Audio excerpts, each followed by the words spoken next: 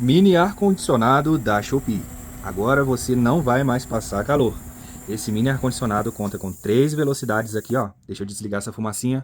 Onde essa é a velocidade número 1, essa é a velocidade número 2 e essa a velocidade número 3. Aqui você conta com a parte de umidificador, que solta fumaça geladinha por conta da água aqui.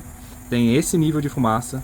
Se você apertar mais uma vez, sai 3 níveis de fumaça. Se você clicar mais uma vez, sai 5 níveis de fumaça. Aqui você escolhe a luzinha e esse outro botão aqui você escolhe se você quer deixar ele ligado por 1 hora, por 2 horas ou por 3 horas. Aqui em cima é a parte do reservatório, onde você pode colocar gelo ou água gelada. E olha o tanto de fumacinha bem gelada que esse produto solta.